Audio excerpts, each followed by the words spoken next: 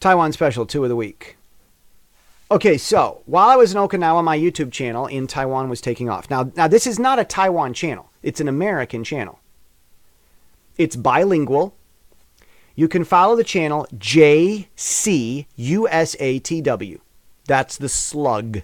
Slug. That's what we call that. Oh, you could say username. So in other words, YouTube. I'm sorry. That's web dev techie talk. The slug. That you could say that's a username. YouTube.com/JCUSATW. That's the YouTube channel that's going viral. And I am becoming a YouTuber in the Taiwan market because of this. But it's an American channel. It is not a channel that, in fact, in the videos, I don't target the Taiwanese. I talk about the Taiwanese. But if you actually look at it, you could not make a case that I'm targeting the Taiwanese. That is a bilingual channel. And I'm talking to Americans as much as I'm talking to the world. But I've made it bilingual. It's got Mandarin and it's got English constantly. Then it's an American channel. It's got an American phone number. I'm an American. And I can run that from anywhere I want in the world. It is not a Taiwan channel. But as a YouTuber, from the ethereal, non-technical, non-legal, from the marketing perspective, I'm a Taiwan YouTuber now. Now, what do I think about this? Google Ads. I've looked into them. So I'm going to talk about Google Ads. I was seeing in the YouTuber, I don't know if you know much, if you ever upload videos to your YouTube account, but there's like a little YouTuber news area, this creator studio thing. Google has some stuff that, like, they put out tips or information, like what the metrics are, that useful information for YouTubers. I don't watch it because I kind of run my own idea. It's useful to watch the metrics. I might watch it someday, but I've already got it. I had an idea and I went with it and it started working and growing. And so I don't need extra ideas. I don't need to have more information. If it works, and I don't need to improve something. I'm not going to change my DNA. I'm kind of not open to too many suggestions. I've got a loyal little audience. It's, for now it's little. I see, 600, 700. If it's from those people that really love it and they tell me something, I'll listen to them and I'll change something maybe. But if I know what works, then I'm going to continue to do it. This channel was the result of my creativity. I'd been in Taiwan 10 years. I understood the Taiwanese culture, the people, what's lovable about them, and I know the challenges they face. And I know things that they don't that I think they would be happy to know. And I put all that together. And I also, I use Thor Ragnarok as a tone concept. Thor Ragnarok was a little bit irreverent. Surtur, and thy crown will be united with the eternal flame, and I will grow as big as a mountain, and Asgard will... sorry. And Thor's spinning around while he's dangling from this chain. Sorry, excuse me. I'll be back around in a minute. Sorry, I just lost you there. Hold on. Okay, and I want you to say your crown will be united with the eternal flame, and you'll grow as big as a house? A mountain! Okay, and then I'll plunge my sword deep into sorry, hold on, I'm coming. So it was very irreverent. And the actors actually worked with the directors. Like, they wanted to kind of take the Thor story in their own way and make it a little more comical. Like, the actors wanted that. And so they worked together and kind of wrote their own plot a little bit, kind of. But I followed that irreverence. There's this, if you watch the YouTube channel, there's this tone thing, beep, and it's got like the color bars that you see on the TV sometimes when nothing's airing. I created those color bars. I created that sound effect. Most people might think that I stole it from someplace or it's an error in the editing. I took about 4 hours to create my own to standard. And so everything there is very on purpose. I think someone complained about the noise in the tone beep thing being too loud and that it hurts the ears. And I agreed with him. So I spent 6 hours maybe 3, editing and redoing my formatting for that to bring the sound down so that it didn't hurt your ears listening to it, and probably no one would ever notice. Like, that's what was going into this YouTube channel. So it's me and this kid. He's Christian, Royu. I talk about him in my From Asia with Love stuff, and I talk about Royu in some other places. He's fully American. He has an American passport, and I just get together, and from one American to another, I just teach him some English, because I saw, he was growing up in Taiwan. He doesn't have formal English teaching, and it would be a crime for me to let this kid be around me and not, and he not have standard American English. So I talked to the parents, and they said okay, and we just kept meeting and talking and having ideas. And this YouTube channel, it was one of the many things that's just come out of this. While talking to me, he just became a Christian. I didn't try to make him Christian at all. I didn't try to proselytize him. I just lived my life, and life happened to him, and he decided, I want to become Christian, and so he did. And it's amazing what he's becoming as a person from that.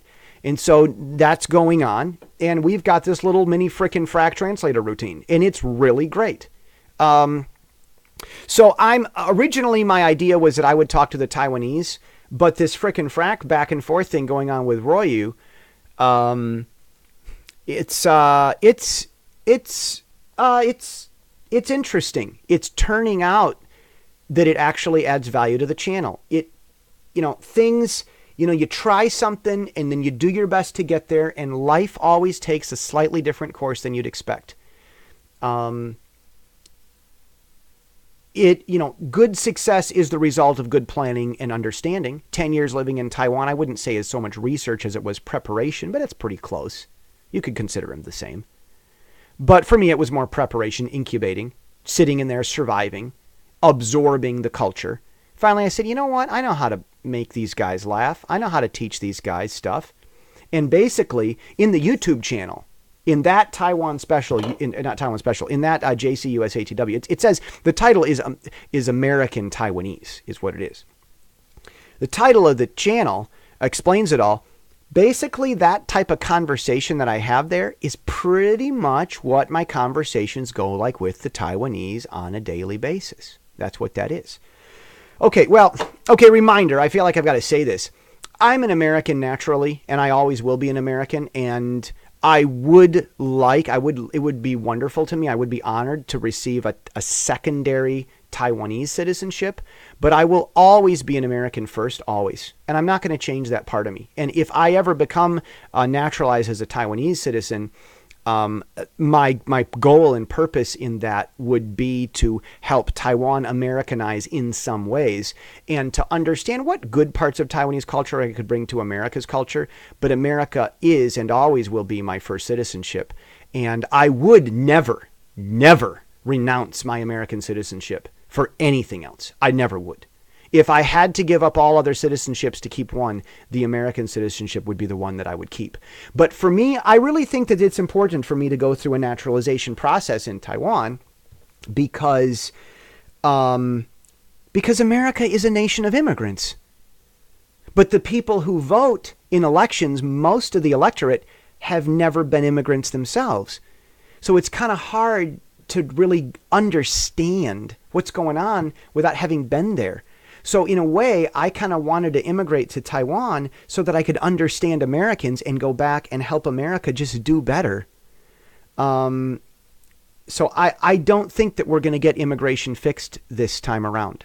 I don't think we're going to get immigration fixed until such a time as I enter American politics. And I will go back, and I will always love my time in Taiwan, and I will always consider Taiwan my home away from home, but America is my home. And I think that those are my priorities, and I'm saying it now. It's a while back, someone told me that I bailed on America. I bailed on my hometown. And I don't know where that guy was coming from. It's kind of sad. I don't think that he was an angry person, but that was the last time we ever talked before he got sick and died. And it's kind of sad. I think that maybe he was just struggling with some anger issues, and I'll chalk it up to that he was living in rare form. But I don't know where that came from. The idea that I bailed, that I abandoned America just so that I could go to see the front lines of one of America's allies in one of the greatest conflicts, if not the greatest conflict of our time, the conflict with China. So I could come here and see what America's war was like away from home. And so that because I know war is brewing anyway. So I'm watching it brew. And so I'm over here, I'm watching this, and I'm understanding what it means to be an immigrant so that I can understand what it really means to be American. How is that abandoning America? That makes no sense to me at all. That doesn't make any sense to me at all. That's like the person who says, my computer wouldn't turn on, so I put it in the dishwasher to see if cleaning it would help. It's like, what? Like, that's how crazy that sounds to me. When people say, you abandoned America, that sounds as crazy as someone saying that they put their laptop computer in the dishwasher to see if that would fix its problems. Like really seriously. It's like what are, like, how unaware of the universe are you? It just doesn't make sense. It doesn't make sense. Okay, so going through, okay, my YouTube channel, how does that relate to Google and the YouTube channel? So this is I went through this process. This is my thinking. This is where I'm coming from. And I started this YouTube channel, and it was going viral while I was in Okinawa, while I was taking the picture behind me. I mean, before this picture behind me, Cape Manzamo. Oh, by the way, this hat is an A&W hat. I don't know if you can see it. This is an A&W hat from Okinawa. This is my souvenir from Okinawa. In fact, you know what? I'm going to take the hat off. I don't know what it's going to do to the colors, but I'll show you here. Right there. It's the tag. I don't know if you can see it. I'm showing it on the camera, but the tag there, it's A&W Okinawa. Okinawa has A&W shops. Okay, so there. I showed you the tag if you wanted to see it on the video. Okay, Google Ads. I saw in the Google vlog, the Google for YouTubers vlog thing, pardon my French, I saw in their Google announcements that Google is curious about, they want feedback about their ad policies. Frankly, I kind of don't feel like telling them. I'll say it here, but I'm going to let the others say it. I don't hate Google. It's fun to hate Google because they're big. It's always fun to hate anybody that's big. I'm disappointed that this former or whatever Google exec guy is starting a religion with a man-made AI as its god. Like, how dare anyone have a man-made anything as its god? That's absurd to me. So I'm very disappointed with that. And I think that Google should take away his pension just because he's being stupid. But apart from that nonsense, and then again, okay, the other nonsense is that, Google is censoring some people.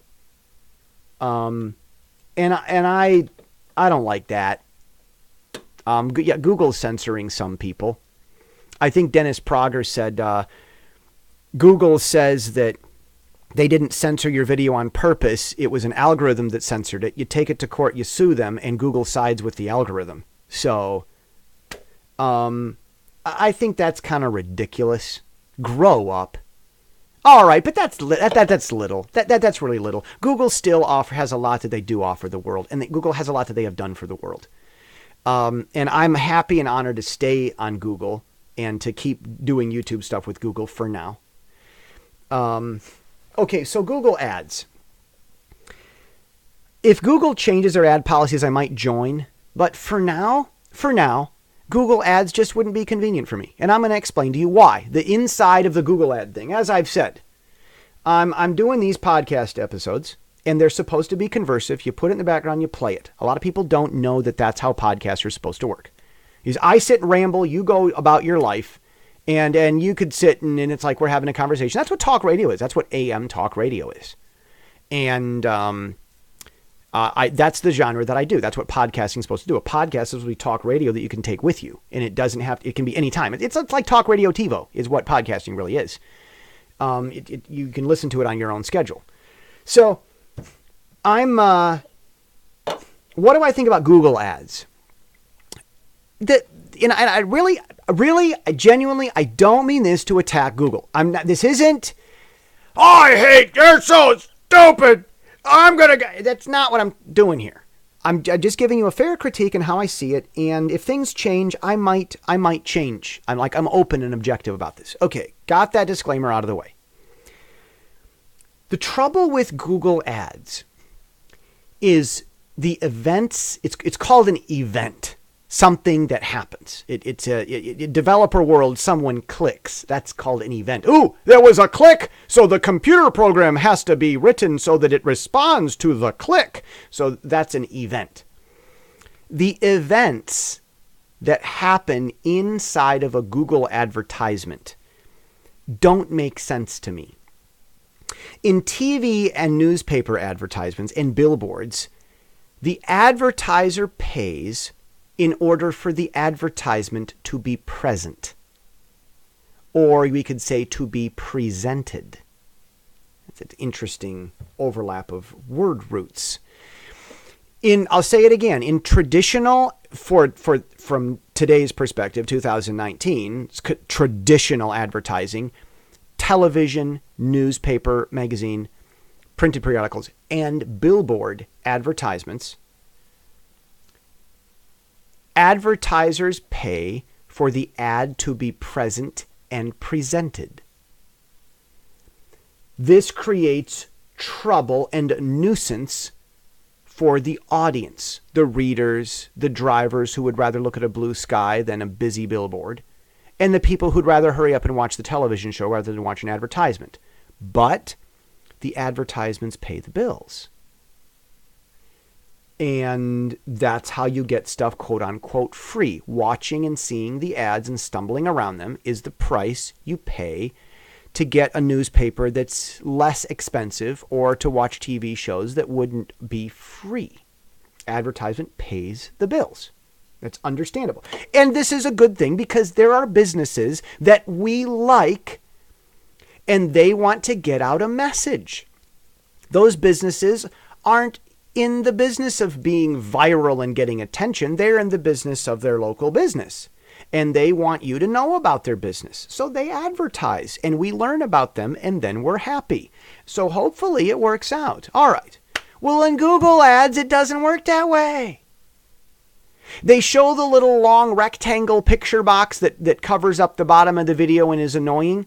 You click to hide it. You leave it there. Doesn't matter. The advertiser, the advertiser pays nothing. You saw the ad. You learned about the company. You have brand awareness for whatever that thing is, but the advertiser didn't pay for you to learn that stuff. You're learning stuff and the advertiser's freeloading. And the YouTuber whose channel is annoying and that you kind of don't like that part of his channel because of this, he doesn't get any money. The advertiser's making his channel more annoying. You're more annoyed. The advertiser got free brand awareness, and the advertiser paid nothing for this benefit, and the YouTuber got nothing for him helping this advertiser by annoying you. That makes no sense to me at all. And that might explain why, that not making sense might explain why YouTubers aren't making dollars. Advertising revenue isn't big. And it's probably because the events aren't going to be there. The only way someone makes money is if someone clicks on that little rectangle picture that you can X out in the YouTube videos at the bottom of the video. If you click on it, the advertiser pays, the YouTuber gets money. Now that doesn't make sense. The YouTuber only gets paid because someone else made an interesting ad? The YouTuber doesn't get paid if the advertiser didn't make an interesting ad? How does that make sense? I mean, if I was the advertiser, I'd say, wow, I want to make an ad that's so boring nobody's going to click on. I'll make this YouTuber an annoying YouTuber and annoy his audience without paying anyone anything. I've created problems for others. I did create brand awareness, and they'll be aware of my brand, and I'll work that into my marketing strategy. So I just need brand awareness in order for it to work. But I'm going to make sure it's so annoying that nobody wants to click on it. If I were the advertiser, that's what I would think maybe I should do. Now, I'm an honest person, and I'm a smart person, so actually I don't need to do that. I have alternate ways. And we'll get to that. Okay. There's another way to advertise on YouTube, and that's the video. You know the video you can skip in 5 seconds, or, the video will resume after ad plays, and it's like a 10-second ad. Those work an entirely different way. Those little videos, click to skip or you can't skip, it'll be done soon videos. In fact, the ones that you can't skip, I'm not even sure how those work because Google doesn't explain it. In the YouTube policy, Google doesn't explain how those little you can't skip this ad, this video ad works. I don't explain that. But you can skip in 5 seconds. If you skip it, the YouTuber doesn't make money. If you click on that video, the YouTuber doesn't make money and the advertiser doesn't pay. The only way that the YouTuber gets paid is if you watch that advertisement video to the end. You can watch everything but 1 second and skip it, and nobody gets a dime. Again, that doesn't make sense. You click on it. It worked. Nobody pays for that. Someone doesn't like your YouTube channel as much as they like this annoying advertisement, and that's how they get paid as a YouTuber? Someone else made a good video, and that's why the YouTuber gets paid? Someone else made a bad video, the YouTuber has no choice, and that's why the YouTuber doesn't get paid? This just doesn't make sense to me. It doesn't make sense. I think that there should be a payment for ads being present, and there shouldn't be any pay at all for the clicks. If you're going to pay for a click, it should be adless. It should be no ad. If an advertiser is going to pay a YouTuber to click on something, then it should be, okay, YouTuber, if you can get people to click on this with no advertisement, but you convince them to, then I'll pay you. That's what click advertisement payments should be. And as for this video thing that goes all the way to the end, that should no one should pay for that. If you're the advertiser, you want people to watch your video all the way to the end, make a good video. If you're the advertiser and you want to get paid, then that's your job. You get if you want people, if you're the advertiser and you want your ads to work, then make good ads, man. The advertiser should get paid if people click, not the YouTuber. The YouTuber should get paid if his audience was annoyed.